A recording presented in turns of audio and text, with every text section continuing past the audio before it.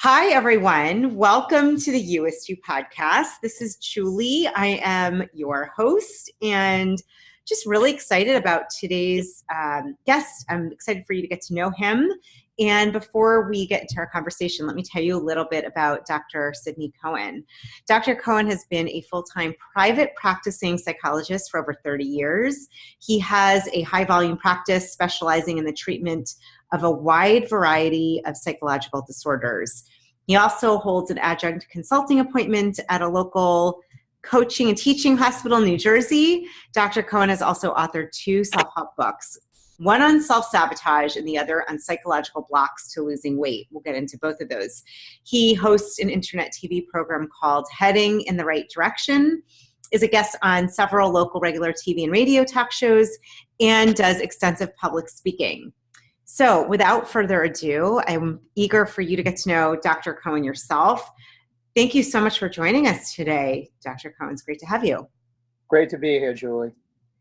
So I would love to, the first question I usually start out with is this idea of living your best life. I call it your US2. And I'm curious because I know you've been in this field a long time. You've been, as you said, practicing for 33 plus years. Maybe tell us a little bit about how, living your US2, what that means to you and how you got into this field. Well, I got into this field by me essentially not living the fullest me by any stretch of the imagination. I learned, I think, pretty early on through college years, even into graduate school years, that there are ways to gear yourself towards personal growth. It becomes important to prioritize personal growth. And to do that can mean, amongst other things, tackling fears, tackling underlying issues that can be a lot of stress. And as much as anything, which is what I eventually wrote my books about, tackling patterns of self-sabotage. Mm-hmm. Because I think if there's anything that can sabotage personal growth, it's sabotaging can be personal relationships, sometimes sabotaging things you do on the job. So for me, the more personal growth somebody can achieve, the more they're getting a handle on any tendency to sabotage themselves along the way. Fantastic. And did you ever struggle with self-sabotaging or fears of your own? Was that something that you had to overcome, or more just learning about it and curiosity? Well, I smile immediately about that because initially, with a lot of reluctance, when I put together my book called Self-Sabotaging Inner Bully, Standing Up for Once and for All, I debated a bit as to how much personal disclosure I would do in that book. Mm-hmm. Well, I ended up resolving that one pretty clearly on page 5 of a book that has over 200 pages, immediately gave an example of a situation back in the 90s where I pretty badly sabotaged myself in a relationship with a woman who at that time was very good for me, and I managed to blow it. Mm-hmm. I managed things that eventually got her to decide, no, I'm out. I'm out of this relationship. What I didn't realize is that I was really out of luck because she was potentially a great partner.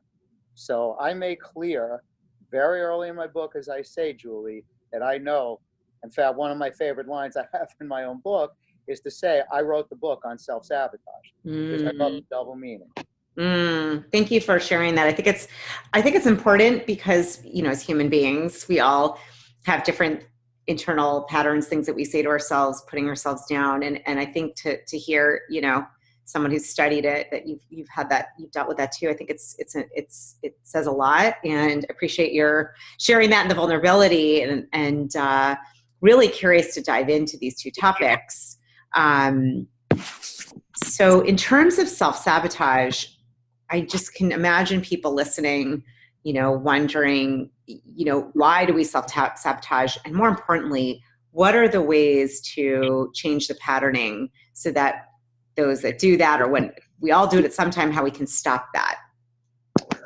Well, let me go with that by first mentioning about this concept that I use in a very central way in certainly my book with the title Self-Sabotaging Inner Bully, but also in my book on psychological blocks to weight loss, because the concept of the inner bully is certainly central in that book also. So the basic idea of an inner bully is going with the idea we all have a subconscious, and in our subconscious At risk of kind of oversimplifying it, you can think of it as there being two forces. There's a positive force, which is basically a force for personal growth, for making good decisions, for doing things that are done in a way that maximize what you can gain in your life. Unfortunately, we all have, I believe, an opposite force, a negative force. And that negative force is the force inside of us that can steer us to, again, sabotage ourselves. So the metaphor that I use for that negative force in our subconscious is the inner bully. And the whole purpose, stretching the word purpose, of course, the purpose of this negative force called the inner bully is to sabotage us. And that sabotage can take place in two ways, in our thoughts and in our actions. So starting with the thinking part, self-sabotaging thinking is basically excessive self-critical thinking, self-criticism to an excess, self-doubt, anything that by the way we keep those negative thoughts going, we can affect in a negative way, our self-esteem, our self-confidence, and so forth. So that's self-sabotage on the thinking level. And then in our actions, well, let's take self-sabotage in a relationship. If, for example, there's an infidelity, if, for example, you tend to have a bad temper, or there's an addiction problem, those are behaviors in a relationship that you can certainly sabotage the relationship over, and ultimately, too, you sabotage yourself because, again, as I was mentioning just before, as I put in my book, by certain self-sabotaging behaviors, you can sabotage the whole relationship. And the basic idea that it all comes down to is standing up and learning how to stand up to that inner bully inside, because he, she is one tough opponent. So I think I love this concept. I know when I I got a degree in coaching, and we looked a lot about the inner critic, which I think is a very similar idea. And, this idea that we all have these internal voices, oftentimes, like you said, the thoughts or the actions, it comes out, the negative force, the inner bully comes out there. So let's go to standing up to this bully. Tell us how to do that. What does that look like? Like, I can hear the people listening like, okay, great. Now what do I do? Well, and of course, that is a very important question. And it really gets to the essence of, as dealing, frankly, Julie, with a real bully, it's a lot easier said than done. Yeah. And one of the things, as much as anything that I think it takes, and I know it takes, is courage. It takes courage. It takes determination. It takes mindfulness. The mindfulness, especially of what these patterns of self-sabotage are doing, not just to your personal growth, but your overall sense of enjoying life, sense of happiness, sense of fulfillment. So raising consciousness, and and I know that mindfulness and mindful meditation has become catchwords that I think are wonderful catchwords. So to at least start even by being mindful of this negative force called the inner bully, or absolutely right, the inner critic, the consciousness raising of that begins to steer you in a direction where there's something you're creating is a little more tangible, as something to challenge. Of course, what you also need to do is different kinds of tools or exercises. For example, one of my favorite ones is something I call self-credit time. This is something to do at the end of the day, just before bedtime. What you basically do is you look back on your day and you ask yourself if there's anything you did that day that basically falls, and I like the use of this tool because it's got categories. So the categories are, for example, effort. Any effort you made that day that you felt good about. Anything you did that day that involved self-control over some self-defeating habit. Anything you did that day that involved meeting some kind of goal you set. Or things like an act of kindness, an act of compassion, an act of courage, an act of something that was fun and creative. Things that are constructive, things that everyone, certainly including myself, really do ourselves a favor by reminding ourselves, here's what I'm doing right. Here are things, and these are, again, what I like is that it's specific categories, not just a general kind of gratitude thing, which is always great, of course. But I like that you make it as specific as you can, and it's based on behavior. Things that you can tangibly point to that you did that you should allow and make yourself feel good about.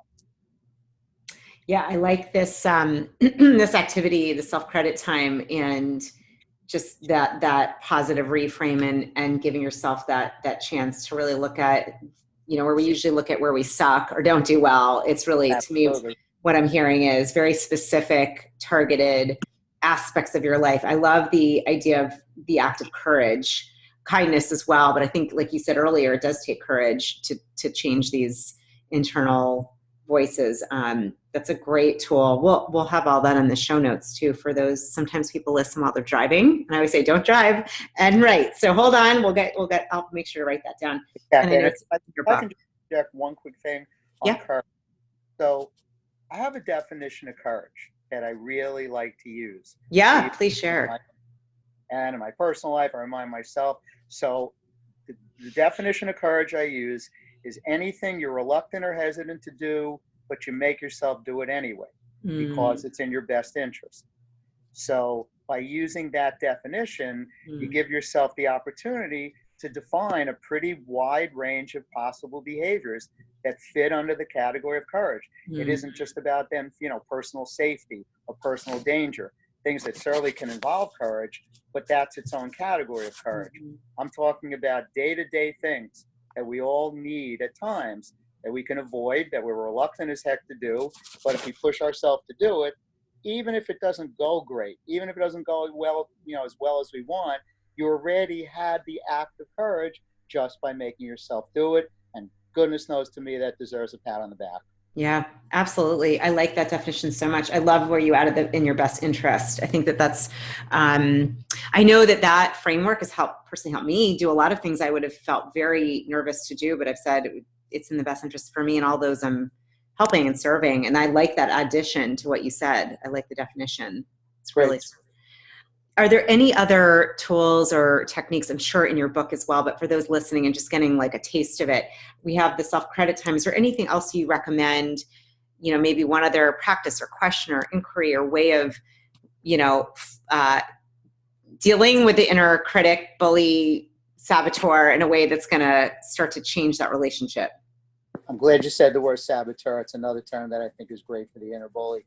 Yeah. So yes, another thing for sure that I think is great for challenging the inner bully. The inner bully doesn't want us, for example, to keep in good shape, to really stay as disciplined as we can. Eating right, healthy lifestyle, exercising, having hobbies, pursuing passions, the kinds of things that, when we do them and we stick with them to the best of our ability, and everybody's rushed as heck these days, but at times it's important, and I know, to prioritize doing constructive things that are good for our self-esteem, good for our self-worth. Those kinds of things are things the inner bully is in there saying, I'm not letting you do that good stuff. And then you go ahead and do it anyway, and you put the inner bully in his place. Excellent. Well, let's go. You started to talk about taking care of your body, self-care, doing the things that sometimes are not, I always say they're not as sexy, but they're super important. And day after day, that's what builds good health. Let's talk about your book, about the psychological blocks to weight loss. I know, it's a huge topic. There are a lot of people that, whether it's for vanity or feeling better or health, there's millions of reasons, being a healthy weight, adds to your longevity. So talk to us about your studies on that and what you teach in your book and what we can share with our listeners that might be wanting to know, how do I move past my psychological blocks with losing weight? Sure. Let me first mention then what I mean by those blocks. Sure. So we start with the idea that, it looks like if you listen to the constant bombardment, as we all know, of advertisements for weight loss programs, for diet programs, exercise programs, and so forth. One of the things that I really underscore in my book, and I always like to mention at a moment like this, is if you watch those commercials, read them online, wherever they are, one of the things almost always you'll find is the proverbial fine print. A little fine print that says, it's my favorite two little fine prints here. Individual results may vary, results are not typical. Mm-hmm. Whenever I see that, I cringe because, in fact, the results of these programs are typically not what's being conveyed and portrayed. Most people are not just suddenly losing 70, 80 pounds. They're not doing these terrific exercise workouts with any regularity. Why not? Bring back the term inner bully. The inner bully is the source of people, as I see it, sabotaging themselves in their efforts to lose weight, and therefore staying on the proverbial roller coaster ride, gaining, regaining, losing, regaining, etc. So in terms of blocks, though, to make that a little more specific, so in my book, I talk about various, as I'm calling them, psychological blocks. And maybe for time's sake, I'll just mention two of them. So the first one I call addiction to self-rebellion. Now, you know all the words, but I want to tell you specifically what I mean by that. And the key term really there is self-rebellion. So just as I gave a definition before of courage, everyone knows the word, and everyone knows the word rebellion, I want to give you the definition I use in my book about rebellion. So defining rebellion as doing the opposite of what's in your best interest to do. Okay. Specifically in terms of trying to lose weight and ultimately where sabotage can come in. So self-rebellion would be defined as three things: eating more than you should, eating things you shouldn't, and not exercising when you said you were going to. So you do one, two, or all three of those things, and in the context of defining it as self-rebellion, well, obviously all three of those things are the opposite of your best interest if you say you want to really lose weight. So that's self-rebellion, and I call it an addiction in that it's a pattern. Yeah. The more somebody says they're trying to lose weight, but proceeds, again, at least at times, to eat more than they should, eat things they shouldn't, and not exercise when they said they were going to, that's a pattern of self-rebellion. That's an addiction by itself from this framework. Addiction to self-rebellion is a very significant psychological block in terms of people's ability to lose weight. So that's an example of one of the blocks. Let me mention one other one. And this one is called anxiety. And I think it's an issue that's very under-discussed and very under-focused on in terms of people's efforts to lose weight. You can look at it on the surface and think, what's there to be anxious about? I want to lose weight. I want to look better and feel better, like you said. So if you look at it in that black and white way, it can seem like where and how could anxiety possibly come into the mix? Truth of the matter is, at least if not on a conscious and a subconscious level, anxiety can definitely kick in. And most of the time, in my experience, people really aren't aware of the anxiety or fears that can kick in. For example, okay, you say you want to lose weight, you say you want to look better, you say you want to feel better, and no doubt that's true. And you mean it when you say it. However, let's suppose you go ahead and you do lose a good amount of weight and you really do start to feel better. Well, whether you realize it or not, some issues can start to kick in at that point. Anxieties, for example, about, wow, now I really feel better about, being in a relationship, for example. But wow, I've had a lot of insecurities. I've had a lot of hang-ups. When I was more overweight, even though I wasn't thrilled with myself, I didn't really have to deal with those issues as much because I tended to avoid things. If I'm really feeling better now that I've lost weight, trade-off. If I'm really going to give a shot at a relationship, now I really got to face those insecurities that I sort of was very conveniently avoiding by being overweight. And that's just one example of a kind of anxiety. So those are two examples of blocks. I love those definitions. I can totally track what you're saying. And I think, just to sum it up, it sounds like, the addiction to self-rebellion is, like you said, it's doing the opposite of what is in your best interest, kind of the opposite of courage. Exactly. Yeah. That makes a lot of sense. And so that probably, it's almost like you have two streets you can go down. You can sort of look at, do you fit in that street? And what does that mean? Are you eating things that are not good for you, eating too much, not staying in movement? Or I would imagine, is there crossover? Because I could imagine anxiety could be connected to why you eat more. That's absolutely right.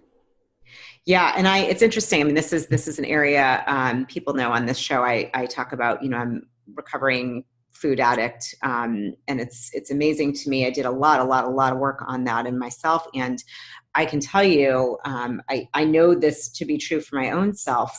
One of the things that I'm curious what you've seen with the people you've worked with, for me, the anecdote has been self-love, self-connection. As I built that connection to myself, honoring, loving who I am, it's like the food part really almost drifted away. And I'm wondering if that's something you ever look at or talk about. Hugely relevant. And I'm going to piggyback right off it, as you just gave me a great opening to talk about self-esteem. Yeah. What I do with that is I basically, Julie, sort of have created two possible definitions of self-esteem. And I talk a lot about this in my book. Mm-hmm. So I'm going to make this arbitrary distinction between, I'll call it the traditional or popular definition of self-esteem, and I'm going to call the other one the preferred definition. I call it preferred because, frankly, not just that I prefer it, I think a lot of people really would prefer it if they used it more. So popular traditional definition of self-esteem, I think it's very safe and easy to say. It's called physical appearance. Mm-hmm. If you're feeling good about your physical appearance, the odds are you are feeling good self-esteem. And I'm not saying it's the whole issue, but it certainly is. I mean, especially as a woman, I don't think I need to tell you, women have been socialized and conditioned since time immemorial to make how they feel about their physical appearance really count a hell of a lot for self-esteem. Not that it doesn't matter to men, but I think through all of evolution of women's rights and women's changes, physical appearance and self-esteem is still a very real issue. More so, I do believe, for men than for men. But let me now get to what I mean by the preferred definition. What I mean by the preferred definition of self-esteem is, I think, what you were basically already just alluding to for you, Julie, basically self-esteem about what you're about on the inside. Likable personality traits, qualities, sense and feelings of accomplishment that you have. If people could only, certainly women and men, make that more the definition. I mean, it's the physical appearance part, safe to say, is never going to go away. Certainly not. But if people could place more emphasis on what you like about you on the inside, more certainly than how you're feeling about how you look on the outside, there's the self-esteem that, you know, it's foundational self-esteem. It's not as fleeting as physical appearance. Yeah, it's interesting. I resonate, and I think I don't want to speak for all women that are listening. I think there's some men that struggle with this too, but obviously what I've seen over the years being in support groups and rooms and doing a lot of work on this topic, I think it plagues women more probably. And I think what you said is so important, and at least my own experience and those that I've worked with and helped, is that, you know, that foundational piece is really that inner work, that inside job, which, you know, I found the outside, it really became almost not that interesting or exciting.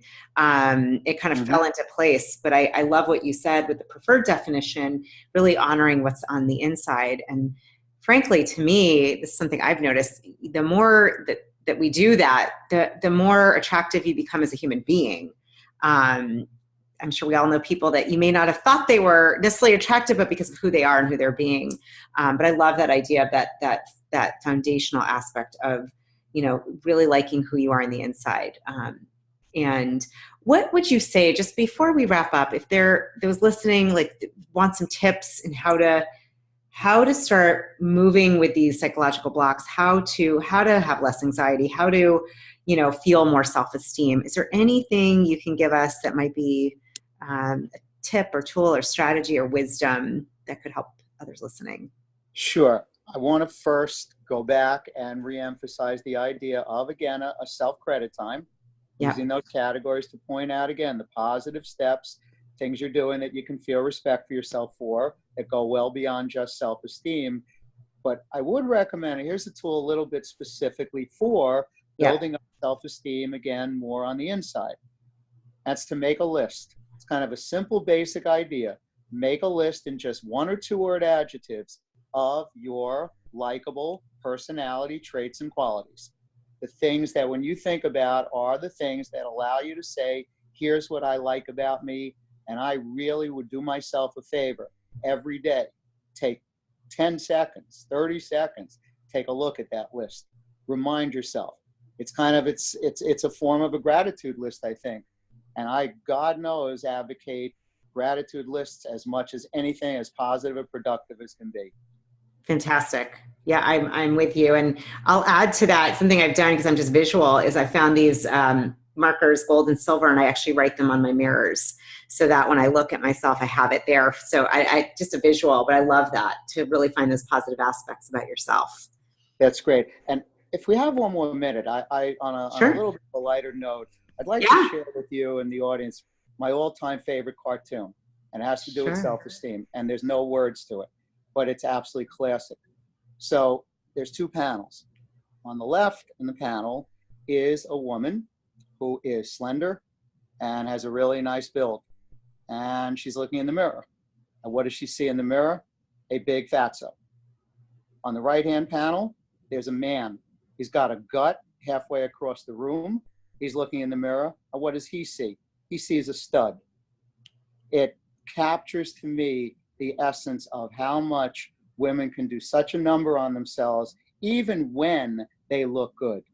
And therefore, to get out of that trap, and you said it, it's exactly the work you said you've done for yourself, is make what you're about on the inside much more important. Because again, as you said too, it really can make you a lot more attractive no matter how you look on the outside. I love that you said that. Thank you. Well, I love that cartoon. It's kind of, I've seen the picture where the small cat looks in the mirror and sees the lion, and the lion looks in the mirror and sees the small cat. And it's truly, it's, you know, in the end, what I'm getting, what I love your focus on, and I'm with you on this, is, you know, it's internal first. It's an internal job or work to be done. And I always believe it's worth it. It's always worth that, because you can't, as you said, you know, that's your foundation. And just really appreciate you, Dr. Cohen, and the work you're doing. And I know that you've helped so many people, and I'm sure today anyone listening is going to find inspiration, and we'll list your books and how to find those and find you. And thank you for what you're offering to the world. You being your USTU, I really acknowledge you and appreciate your sharing yourself today. Thank you so much. If I may quickly mention, yeah, I'm very active on Instagram. I have a Facebook business page. Anyone who has any questions or comments, I guarantee I would welcome that. Fantastic. And we'll have all of that in the show notes so people can find you.